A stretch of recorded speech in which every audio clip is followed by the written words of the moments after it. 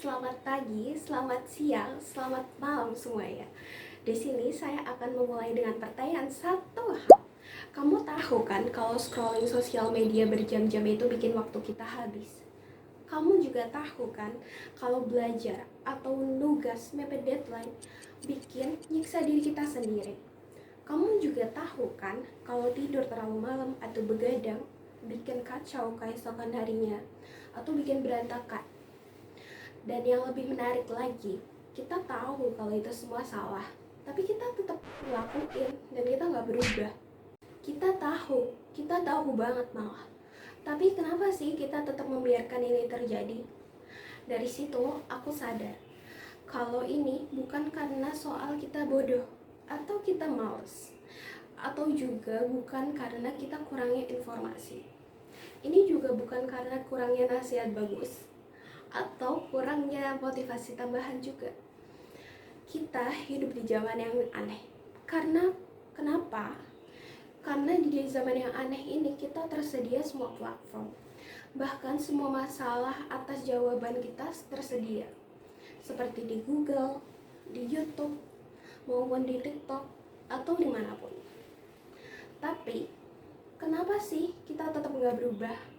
Jadi sebelum aku bahas ini lebih lanjut, aku mau meluruskan satu hal, yaitu masalah manusia modern itu bukan karena nggak tahu, tapi masalahnya kita tahu, cuman nggak ngelakuin. Ini bukan motivasi, tapi ini fenomena nyata yang punya nama, punya penyebab, dan punya solusi. Dan karena itulah aku mau bongkar ini mulai sekarang. Dan kenapa sih kita terjebak di situ? Dan yang lebih penting, gimana sih cara kita keluar dari situ? Welcome to TED Talk Session with Yalma Saibatullah. Kita hidup di zaman yang paling kaya informasi dalam sejarah. Kita mau belajar buat hidup lebih sehat, ada. Kita mau belajar untuk public speaking pun juga ada. Kita mau belajar cara manajemen waktu, gimana cara untuk mengatur produktivitas, dan semuanya pun ada.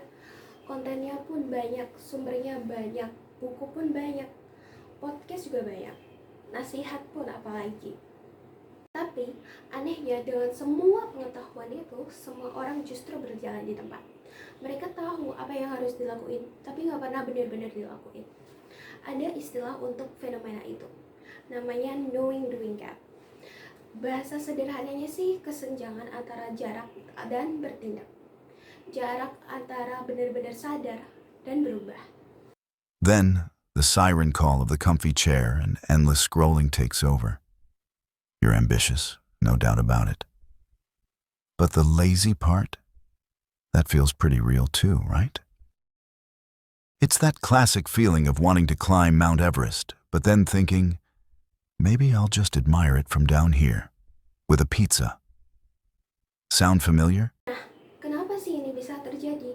Salah satu alasannya sederhana. Manusia tidak selalu memilih. Manusia juga cenderung lebih memilih yang lebih mudah, lebih dekat. Yang paling terasa, yang paling enak, yang paling instan, dan yang langsung ngasih reward sekarang. Dalam behavioral economics juga ada istilahnya, namanya present bias. Kita cenderung memberi bobot yang lebih besar untuk sesuatu yang bisa dinikmati sekarang daripada manfaat yang lebih besar nantinya. Makanya kita kalau nonton hiburan 10 menit terasa lebih meyakinkan daripada kita menunggu hasil yang manfaatnya baru datang setelah beberapa bulan ke depan. Satu series Netflix terasa lebih nyata daripada olahraga 3 bulan. Tidur malam ini terasa lebih masuk akal daripada belajar kita mulai malam ini. Scrolling 5 menit terasa ringan. Padahal kita tahu 5 menit itu bisa tiba-tiba berubah jadi 1 jam. Jadi kalau kalian kira masalahnya itu karena kita malas, bukan teman-teman. Atau ini belum tentu. Bisa jadi karena kita manusia biasa yang otaknya itu mudah tertarik dengan hal yang instan. Menurutku ada hal yang lebih berbahaya dari hal itu, teman-teman. Mungkin hari ini ada orang yang gagal bertindak, tapi juga ada orang yang masih sulit membedakan dan bingung antara mereka itu beneran bergerak atau cuman merasa aja sih kalau dia bergerak. Kita mungkin hari ini nonton video disiplin, tapi kita merasa kalau kita udah berbenah diri. Kita mungkin udah simpan video produktivitas, tapi juga ngerasa kalau kita itu udah lebih maju. Kita punya rencana dan sering bahas rencana itu berulang-ulang, dan kita merasa hasil itu tuh udah deket. Padahal belum tentu, teman-teman. Kadang kita cuman yang bertambah itu wawasan aja, bukan tindakan. Kadang yang bergerak itu pikiran kita, bukan hidup kita. Itu yang bikin kita menjadi dalam jebakan manusia modern dengan jebakan yang lebih halus. Kita itu nggak selalu gagal karena kita tidak peduli. Kadang kita gagal justru karena kita terlalu sering mengonsumsi tentang perubahan sampai lupa bahwa kalau ini tuh kita harusnya mengetahui arah, bukan berarti udah berjalan. Bahkan ada riset yang menunjukkan ketika niat yang berkaitan dengan identitas kita terlalu cepat diakui atau terlihat dorongan untuk benar-benar mengejarnya bisa melemah. Seolah-olah rasa selesai datang lebih dulu padahal kerja nyatanya belum mulai. Makanya kita hidup di zaman yang aneh kan. Banyak orang yang tahu cara untuk menjadi lebih baik, tapi cuma sedikit yang benar-benar berubah. Banyak orang yang tahu cara disiplin, tapi kalah dengan kebiasaan-kebiasaan kecil yang sama. Banyak orang yang tahu apa yang harus dilakuin, tapi tetap kembali lagi ke hal-hal yang sama. Bukan karena mereka bodoh, tapi karena tahu itu tidak perlu otomatis untuk membuat kita bergerak. Begitu, apa dong yang harus dirubah? Menurut aku bukan motivasi. Karena kalau masalah ini bisa selesai karena motivasi, udah selesai gak sih dari dulu? Yang perlu diubah itu bukan seberapa banyak kita tahu, tapi seberapa banyak kita mulai. Karena hambatan yang terbesar itu bukan ada yang di tengah jalan. Justru hambatan yang terbesar itu yang selalu ada di awal. Feel amazing. But then the reality of effort, of discomfort, of stepping outside what's familiar kicks in. It's the end of the easy beginning, and that transition can feel, well, lazy. But it's often just fear disguised as inertia. Forget about conquering the whole mountain today. What's one ridiculously small step you can take towards that ambition right now? Just one.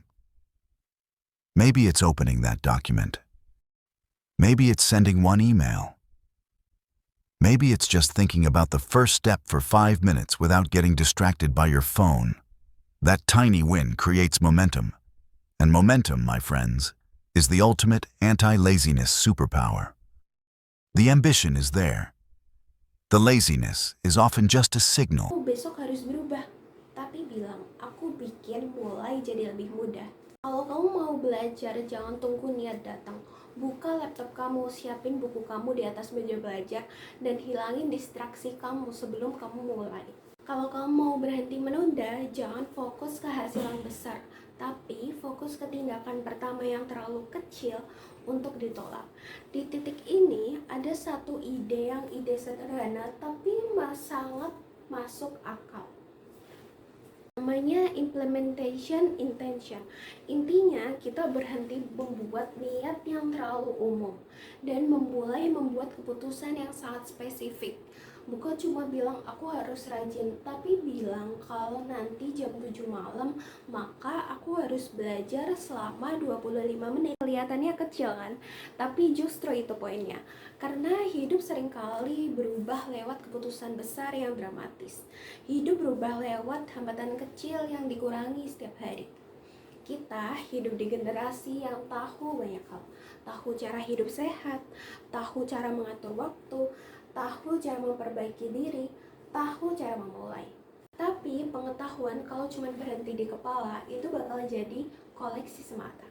Jadi mungkin yang membuat banyak hidup berubah bukan karena orang-orang yang tidak tahu, tapi karena terlalu banyak yang berhenti di tahap paham dan merasa udah cukup kalau kita udah paham dan tidak pernah masuk ke tahap tindakan. Jadi pertanyaannya bukan lagi apa yang kamu tahu, tapi dari semua yang kamu tahu, apa yang benar-benar udah kamu lakuin. Sekian dari saya, jika ada salah kata maupun salah perbuatan, mohon dimaafkan. Terima kasih.